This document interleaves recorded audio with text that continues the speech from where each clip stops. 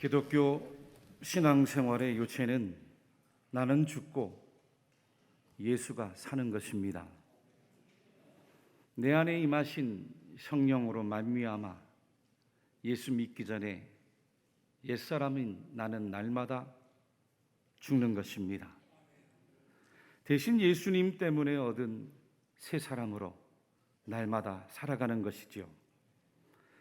여러분, 어떻게 해야 새 사람으로 살아갈 수가 있을까요?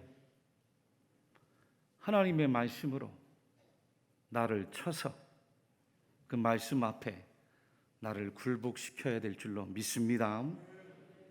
그렇지 않고는 또 내 못난 자아, 내 어그러진 자아가 나를 살아나서 자꾸 나를 다시 지배하려 하기 때문이에요.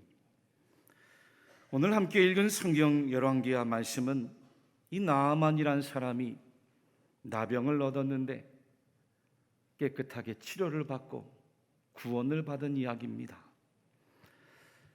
여러분, 나병이 무엇입니까? 전에는 문둥병이라고 불렀는데 요즘에는 한센병이라고 부릅니다. 1871년 노르웨이 의사 한센이란 사람에 의해서 그 한센균이 발견이 됐고 한센병으로 명명이 됐습니다. 사람의 나결절 조직에 세균이 모이고 피부와 신경계통에 변형을 일으킨다고 해서 나병, 나균이라고 불린 것이죠. 지금이야 이 나병 치료법도 많이 개발되고 또 완치가 되어서 그렇게 심각하지는 않습니다만, 과거 옛날에는 무서운 질병 가운데 하나가 바로 이 나병이었어요.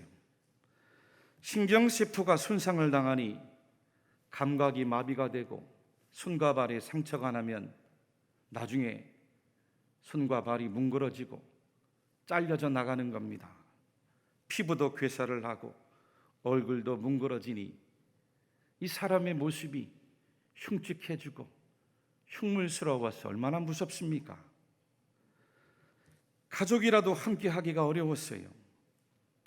나병 환자들끼리 따로 모여 촌을 이루고 격리해서 평생을 떨어져 살아가는 불행한 일이었습니다. 지금 우리가 겪고 있는 코로나 바이러스처럼 이 전염성이 강한 것은 아니었는데 눈도 없어지고 코도 없어지니 얼마나 무서워요. 가족들조차 우회하고 접근하기를 꺼려해서 나병 환자들은 천벌을 받은 것으로 취급을 당하고 불행한 삶을 살아간 것입니다. 그런데 오늘 말씀해 보니 이 나병이 누구에게 왔습니까? 유대 사람이 아닙니다. 아람 사람 나아만에게 나병이 걸린 겁니다. 오늘 본문 열왕기하 5장 1절 말씀입니다. 아람 왕의 군대 장관 나아만은 그의 주인 앞에서 크고 존귀한 자니 이는 여호와께서 전에 그에게 아람을 구원하게 하셨음이라. 그는 큰 용사이나 나병 환자더라. 군대 장관이란 것은 전체 군인들의 주관자라는 뜻입니다. 오늘날로 말하면 총사령관, 참모총장이죠. 군인 중엔 최고로 높은 지위예요. 주인 앞에서도 크고 존귀했다 했습니다. 유대 나라의 임금 앞에 아주 충성스러운, 충직한, 인정받는 일꾼이었어요. 하나님께서 그 나아만을 통해 아람을 여러 번 위기에서 구원도 하셔 주셨습니다. 그런데 나아만 장군이 나병 때문에 삶이 괴로운 거예요. 권력도 있죠. 명예도 있습니다. 사람들에게 인정도 받았습니다. 물질도 모자람 없이 넉넉하게 살았는데 그만큼 무서운 나병이 그 삶의 발목을 붙잡은 거죠. 여러분, 나아만이 얼마나 괴로웠겠습니까? 여러분들의 삶에도 남모를 내 삶의 발목을 붙잡는 괴로움이 있습니까? 남들 보기에는 반듯해 보이고 바깥으로 보기에는 아무런 문제가 없어 보이는데 그 속 안에는 나병처럼 뭉그러지고 또 고통스러운 남모를 괴로움이 있습니까? 마치 문둥병이 내 몸의 신경 감각을 마비시키고 조금씩 썩어져 가게 하는 질병이듯이 영적으로 무감각하게 죄의 질병 때문에 혹여나 내 영혼이 병들어가고 있지는 않습니까? 예수님 믿고 신앙생활은 하지만 아직까지도 끊어내버리지 못하고 있는 그 악습 때문에 병이 들고 그 과거의 기억과 상처 때문에 영적으로 더 이상 성장하지 못하는 영적인 나균이 여러분들 안에 있습니까? 어느 분들을 보면 그 자존심의 나균 때문에 늘 팔목이 잡히더라고요. 혈기와 분노의 나균, 미움과 원망과 불평의 나균, 또 어떤 분들은 게으름과 나태함이 그 인생을 늘 팔목을 붙잡아요. 그런가 하면 또 어떤 분들은 그 정욕의 문제 때문에 늘 붙들려서 마치 나균처럼 내 인생을 좀먹는 분들도 보았습니다. 교만의 나균, 탐심의 나균, 나의 가정을 어그러뜨리고 내 자녀를 어그러뜨리고 나의 인생의 삶을 뭉개지고 어그러뜨리고 있지는 않습니까? 아니면 나만처럼 육체적인 질병 때문에 고통받는 분들도 있지 않습니까? 사랑하는 교우 여러분, 우리 하나님께서는 하나님의 백성 자녀들이 늘 건강하게 아름답게 행복하게 살아가는 것을 바라는 줄로 믿습니다. 하나님을 믿는 성도로 아름답게 건강하게 인생을 가꾸어 가야 되는데 어떻게 하면 그렇게 할 수 있을까? 첫째는 하나님의 말씀을 들어야 합니다. 이 나만 장군이 나병에서 건짐을 받고 건강을 회복할 수 있었던 첫 번째 복음은 하나님의 말씀을 들었기 때문이에요. 오늘 본문 2절과 3절 말씀 같이 한번 함께 읽어보겠습니다. 전에 아람 사람이 떼를 지어 나가서 이스라엘 땅에서 어린 소녀 하나를 사로잡음에 그가 나아만의 아내에게 수정들더니 그의 여주인에게 이르되 우리 주인이 사마리아에 계신 선지자 앞에 계셨으면 좋겠나이다. 그가 그 나병을 고치리다 하는지라. 아멘. 이 원래 아람과 이스라엘은 둘 다 셈의 후손으로 형제국입니다. 역사적으로 이스라엘이 북이스라엘과 남유다로 갈라지면서 이후에 아람이 이 정치 외교적인 역학관계 때문에 이스라엘과 화친을 맺기도 하고 또 싸우기도 했어요. 나아만이 아람의 총사령관으로 있을 때 북이스라엘과 여러 번 전쟁을 치렀는데 전쟁 가운데 포로를 잡고 보니 그 가운데 한 어린 소녀가, 그것도 이스라엘의 한 소녀가 그만 나아만 집에 종으로 붙들리게 된 거죠. 그런데 놀라운 건 이 어린 한 이스라엘 소녀의 이야기를 나아만의 아내가 들었습니다. 그리고 나아만 장군도 들은 거예요. 여러분, 노예잖아요. 지극히 하찮은 한 어린 소녀입니다. 그저 한 귀로 듣고 무시하고 얼마든지 지나칠 수 있어요. 이 소녀가 한 이야기가 무엇이었습니까? 우리 주인이 사마리아에 계신 선지자 앞에 계셨으면 좋겠나이다. 그가 그 나병을 고치리다 하는지라. 그가 그 나병을 고치리다 하는지라. 나아만은 아람의 장수지요. 하나님을 믿는 사람이 아니었습니다. 이스라엘과 적대적 관계입니다. 그럼에도 나아만이 그 소녀의 말에 귀를 기울였습니다. 4절 말씀에는 직접 아람 왕 앞에 나아가 그 소녀의 이야기를 전하는 거예요. 나병을 고칠 수만 있다면 그 이스라엘 선지자를 가서 만날 수 있도록 청혼을 했습니다. 만약 나아만이 소녀의 말을 듣지 않았다면 엘리사 선지자에게 갈 수도 없었고 자기의 나병을 고칠 수도 없었어요. 소녀가 전해주는 그 하나님의 말씀을 겸손하게 귀를 기울여 들었기 때문이에요. 로마서 10장 17절에 믿음은 들음에서 나며 들음은 그리스도의 말씀으로 말미암느니라. 하나님의 말씀을 들어야 됩니다. 사람은 하나님의 말씀을 들어야 살 수가 있습니다. 오늘 예배에 나온 것도 하나님의 말씀을 들으라고 하나님께서 여러분들을 불러주신 줄로 믿으십시오. 매일매일 하나님의 말씀을 들어야 되는데 일주일 동안 세상의 소리에 귀 기울이고 사람들의 소리에 귀를 기울이고 죄 지은 소리에 그 쓸데없는 이야기들에 귀를 기울이는데 주일날만이라도 제발 하나님 성전에 와 하나님의 말씀을 들으라고 하나님께서 여러분들을 불러주신 은혜가 있음을 믿으십시오.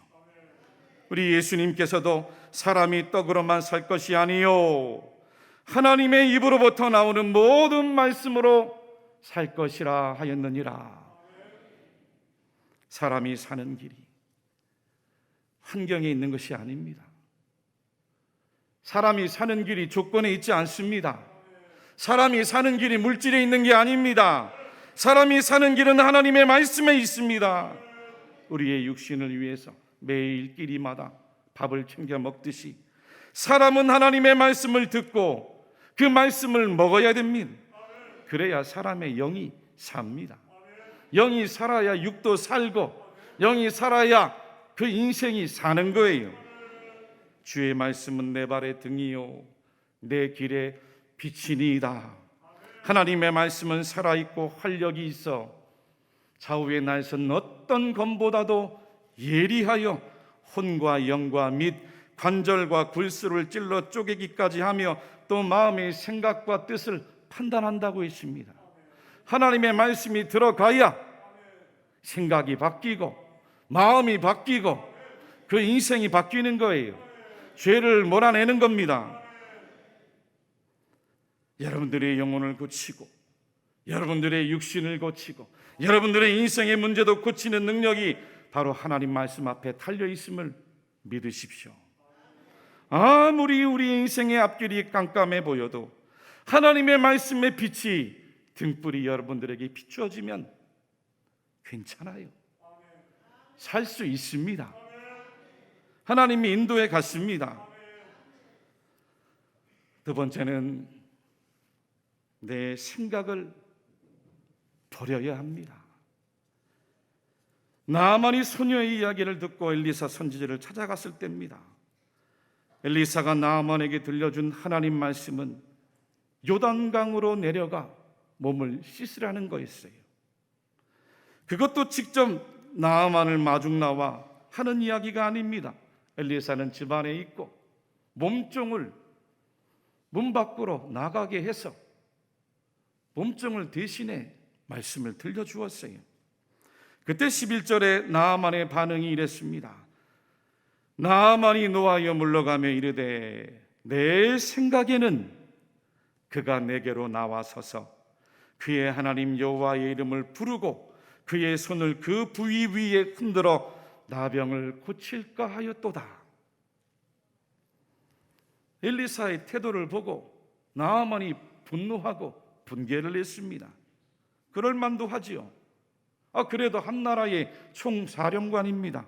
이미 아람 왕이 이스라엘 왕에게 서신을 보내서 나아만이 온다는 것을 알렸어요. 마병과 병거들을 거느리고 위풍당당하게 집 앞에 도착했으면 아무리 적대국이라 할지라도 예우를 갖추어서 영접을 해야지요. 엘리사 선지가 직접 마중 나오는 게 맞습니다. 그런데 엘리사가 전한 것은 직접 나오지도 않고 고작 그 요단강가로 내려가 몸을 씻으라는 거예요. 나만이 얼마나 분개를 하고 멸시당한 마음으로 화를 내면 뒤로 돌아서서 떠나려고 하는데, 그때 성경에 보니 나아만이 다음과 같이 하는 이야기예요. 내 생각에는,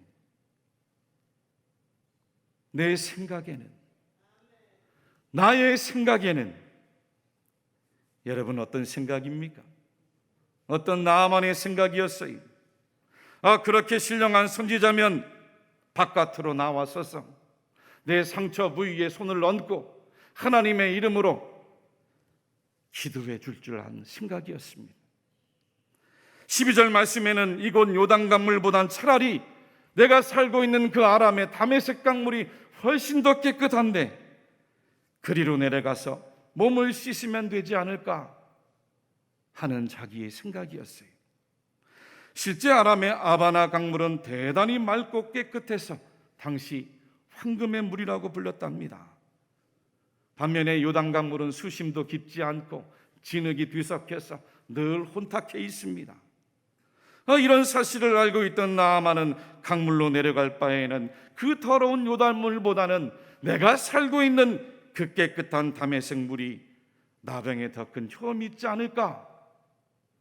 내 생각이죠. 자기 생각이. 여러분, 그 내 생각이 문제입니다. 자기 생각이 늘 문제예요. 여러분, 신앙은 내 생각을 버리는 것입니다. 믿습니까? 내 생각을 버리고 하나님의 생각으로 사는 거예요. 나의 뜻을 버리고 하나님의 뜻으로 사는 것이 신앙입니다. 내 생각과 내 뜻은 늘 이성을 따르고 육신을 따라갑니다.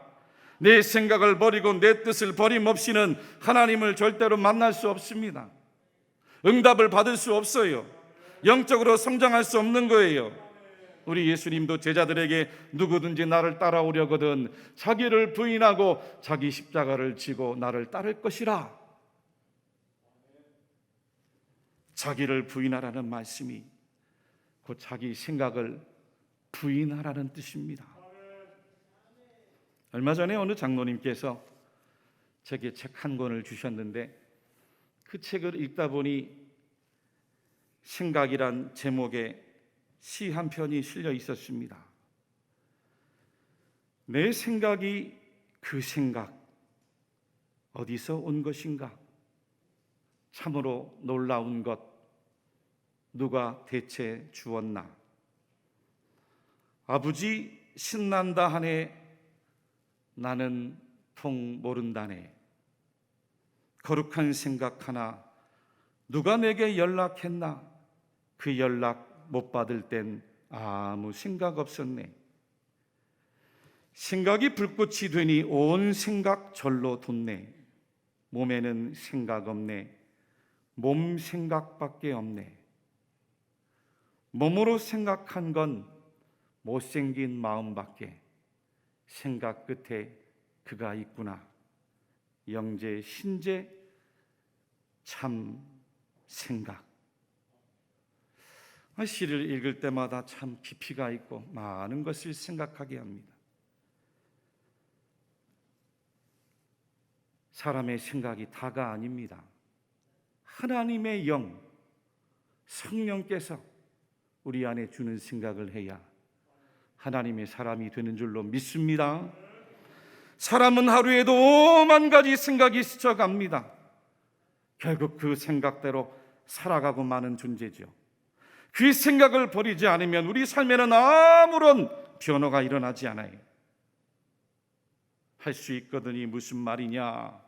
믿는 자에게는 능히 하지 못할 일이 없느니라. 예수님 말씀에 베드로가 자기의 생각을 바꾸었습니다. 깊은 데로 가서 그물을 던지라 하시는 예수님의 말씀을 듣고 바다로 나갔습니다. 바로 조금 전까지만 해도 밤을 새워 그물질을 해보았지만 물고기 한 마리 잡지 못한 빈 그물, 빈 배로 왔어요. 갈릴리 바다에서 평생을 어부로 살아온 베드로는 그 대낮에 깊은 데에 물고기가 다니지 않는다는 걸 잘 알고 있습니다. 경험적으로 하는 지식이죠. 생각입니다. 그러나 베드로가 예수님의 말씀을 듣고 말합니다. 선생님, 우리들이 밤이 새도록 수고하였으되 잡은 것이 없지만은 말씀에 의지하여 내가 그물을 내리리이다.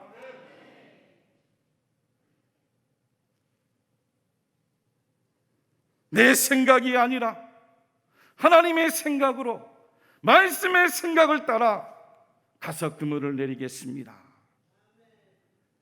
사랑하는 교우 여러분들이요, 여러분의 생각으로 하나님을 한계짓지 마시기를 바랍니다. 여러분의 생각으로 하나님의 말씀을 절대로 한계짓지 마십시오. 우리 하나님은 전능하십니다. 우리 하나님은 전지하세요. 우리 하나님은 온 우주 만물을 창조하신 살아계신 하나님이십니다. 하나님은 오늘도 여러분들의 삶을 인도하고 계십니다. 말씀을 따라가십시오. 말씀대로 생각하십시오. 믿음 없이는 하나님을 기쁘시게 하지 못한다고 했어요. 하나님께 나아가는 자는 반드시 그가 계신 것과 그가 자기를 찾는 자들에게 상 주시는 이심을 믿으라고 했습니다. 하나님의 생각이 여러분의 생각이 되기를 축복합니다. 세상의 생각이 여러분들의 생각이 되지 마세요. 왜 내 경험과 내 지식으로 생각합니까? 하나님의 말씀으로 생각을 바꿔야 하늘의 사람으로 살아가는 거예요.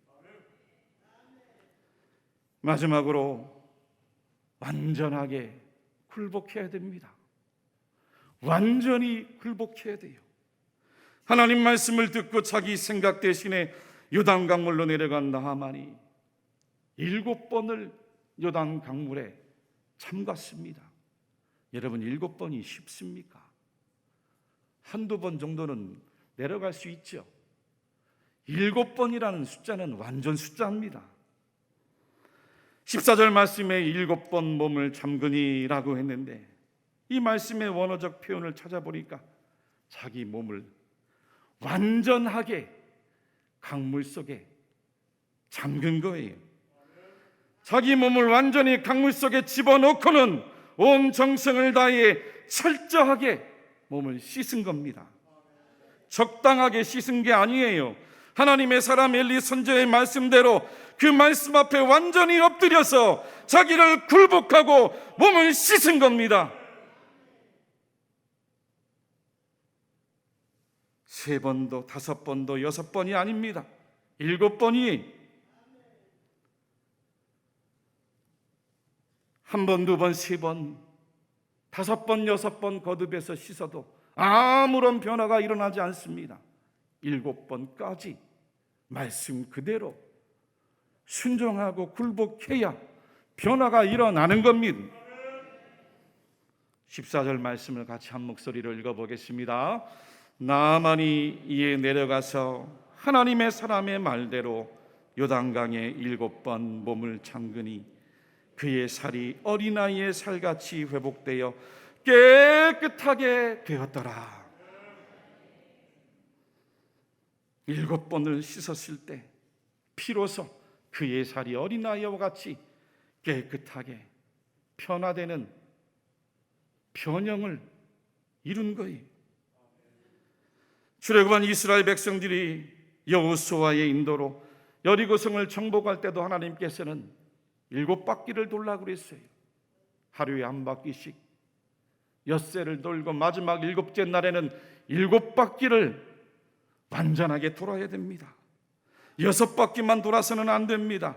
말씀 그대로 7바퀴를 돌아야 되는 겁니다.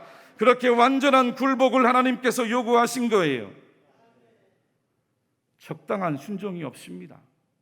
반쪽짜리 굴복이 없어요. 아무리 6바퀴를 돌아도 순종이든 불순종이든 둘 중에 하나예요. 7번을 온전히 순종해야 하나님 앞에 그제서 완전하게, 할렐루야, 완전하게 굴복을 하는 거예요. 여러분, 우리 하나님은 여러분들이 순종하실 때 얼마나 기뻐하시는지 아십니까? 가정에서 우리 자녀들을 키울 때 자녀들이 부모의 말에 순종하는 걸 보세요. 그 부모의 마음이 얼마나 기쁩니까?